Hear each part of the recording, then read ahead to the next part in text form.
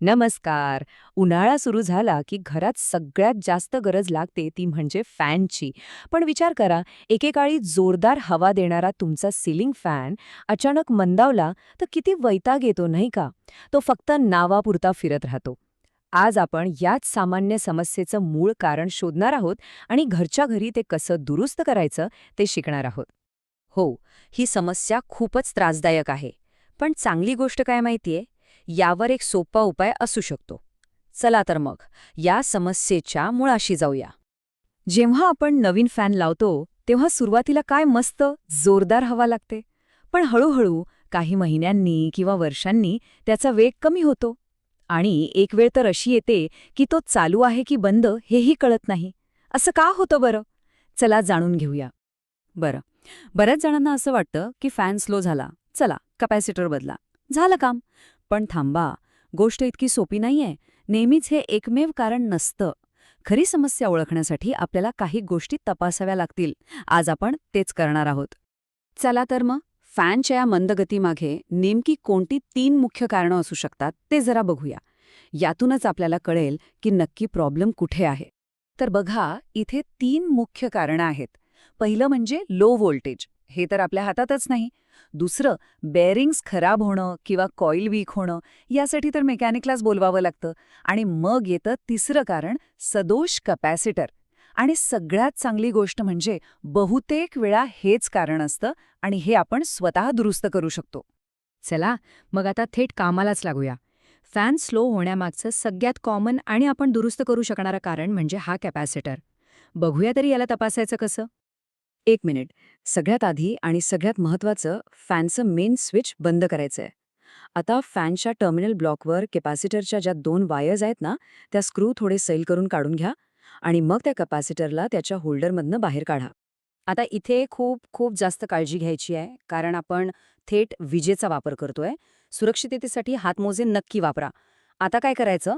चालू सॉकेटमध्ये कॅपॅसिटरच्या दोन्ही तारा फक्त एका क्षणासाठी घालायच्यात आणि लगेच काढायच्या. असं केल्याने तो चार्ज होतो आणि मग लगेच त्या दोन्ही तारांची टोकं एकमेकांना चिकटवायची, म्हणजे शॉर्ट करायची. यातून जो स्पार्क निघेल ना, त्यावरून कळेल की कॅपॅसिटरमध्ये किती दम आहे. आता फरक कसा ओळखायचा? एकदम सोपं आहे.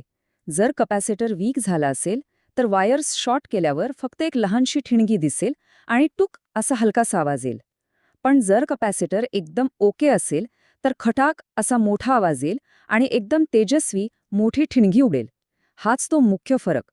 आणि म्हणूनच आपला फॅन एकदम बंद न पडता हळूहळू स्लो होतो. कारण हा कपॅसिटर एका दिवसात खराब होत नाही. त्याची शक्ती हळूहळू कमी होत जाते. यामुळेच फॅनचा वेग हळूहळू मंदावतो. बरं, आता आपल्याला कळलंय की कपॅसिटरचं वीक आहे. मग आता काय? अर्थात त्याला बदलायचं. प्रोसेस एकदम सोपी आहे. पण एक छोटीशी पण खूप महत्वाची गोष्ट लक्षात ठेवायची आहे, नाहीतर गडबड होऊ शकते. आता ही एक चूक खूप लोकं करतात. त्यांना वाटतं, अरे जास्त पॉवरचा कॅपॅसिटर लावूया म्हणजे फॅन अजून जोरात फिरेल. पण नाही, असं अजिबात करू नका. यामुळे फॅनच्या मोटर कॉईलवर अतिरिक्त दाब येतो आणि ती जळून जाऊ शकते. त्यामुळे ही चूक कटाक्षाने टाळा.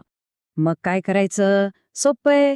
जुन्या कपॅसिटरवर बघा, त्यावर त्याची क्षमता लिहिलेली असेल. जसं की 2.25 MFD म्हणजे मायक्रोफॅरेड. नवीन कपॅसिटर घेताना अगदी सेम, अगदी तंतोतंत त्याच क्षमतेचा घ्या. कमी नको, जास्त तर अजिबातच नको. हे फार महत्वाचे आहे. चला, आता नवीन कपॅसिटर बसवूया. त्याच्या दोन्ही वायर्स फॅनच्या त्या 2 वायर्सना जोडा, ज्या आपण आधी काढल्या होत्या. जोडणी व्यवस्थित इन्सुलेट करा. आणि आता ह्या वायर्स परत टर्मिनलमध्ये लावा. आणि हो, स्क्रू चांगले घट्ट करा. कनेक्शन लूज राहता कामा नये. इथे एक प्रो टिप. कपॅसिटर काढण्याआधीच मोबाईलमध्ये एक फोटो काढून ठेवा, म्हणजे कोणती वायर कुठे होती हे लक्षात राहील. कारण जर हे कनेक्शन चुकलं तर काय होईल माहितीये? फॅन उलटा फिरायला लागेल. चला, आपलं काम तर झालंय. आता बघूया या मेहनतीचं फळ काय मिळालंय. जेव्हा एखादी गोष्ट आपण स्वतःच्या हाताने दुरुस्त करतो ना, तेव्हा जो आनंद मिळतो तो खरंच वेगळा असतो. आणि हे बघा, झालं काम. कपॅसिटर बदलल्यानंतर जो फॅन बिचारा कसाबसा फिरत होता, तो आता पुन्हा नव्यासारखा पूर्ण वेगाने फिरू लागला आहे आणि खोलीत थंडगार हवा पसरवत आहे. पण एक गोष्ट लक्षात ठेवली पाहिजे. हा उपाय तेव्हाच काम करतो जेव्हा समस्येचं मूळ कारण फक्त कपॅसिटर असेल. जर घरातील व्होल्टेज कमी असेल किंवा फॅनची मोटर आणि बेअरिंग्स खराब झाली असतील तर फक्त कपॅसिटर बदलून काहीही फायदा होणार नाही. तर पाहिलंत, एका साध्या दुरुस्तीने किती मोठा फरक पडतो.